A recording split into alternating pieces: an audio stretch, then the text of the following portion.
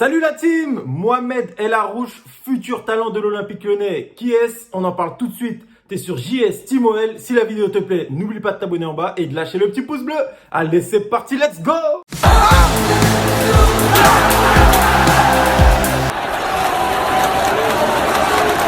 Bon, déjà, pour parler de son parcours en rapide, Mohamed El Arouche est né le 6 avril 2004 à Orange, dans une petite commune française pas très loin d'Avignon. Ensuite, il va connaître le football dans le club de sa ville, le Sporting Club d'Orange, où il va être remarqué par ses dribbles et sa qualité de passe. Surtout ses dribbles, c'est-à-dire dans les petits matchs de quartier de sa ville, etc.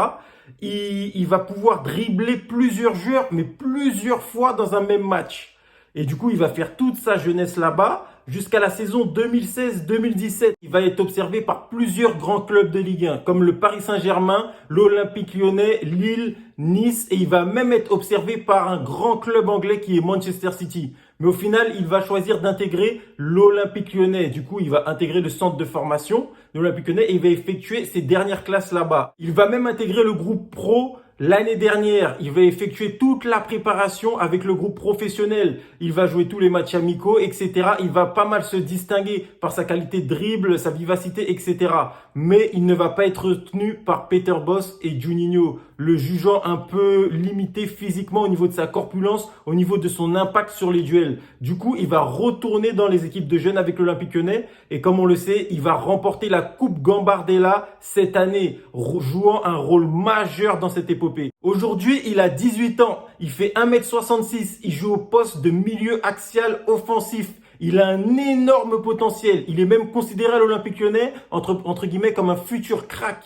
Il a une très bonne qualité de dribble en 1 contre 1, il est monstrueux, il aime bien jouer dans les petits espaces, il a des bonnes petites passes, il est souvent à la finition et souvent à la dernière passe. Il s'est renforcé musculairement. Le seul bémol maintenant, c'est est-ce qu'il va réussir à s'intégrer au groupe professionnel, parce qu'on en a eu des exemples à l'Olympique Lyonnais. On en a eu pas mal dans les dernières années. On a eu Yacine Benzia, qui était très fort dans les équipes de jeunes. Tout le monde le voyait comme un futur grand. Et au final, on a vu, il a eu du mal à s'intégrer. On a même eu ces dernières années-là, même en ce moment même, on a Ryan Cherki, qui a tout explosé, qui explose tout, même encore quand il joue en équipe de France Espoir et tout. Mais en Ligue 1, dès que tu vois qu'il joue avec le groupe professionnel, en Ligue 1 ou en Ligue Europa, il a un peu plus de mal. Tu vois qu'il a du mal, que c'est pas le Ryan Cherki qu'on a avec les jeunes. Faut voir par rapport à l'équipe qu'on a en place. Est-ce qu'il va avoir sa place? Parce qu'à son poste, il y a de la concurrence.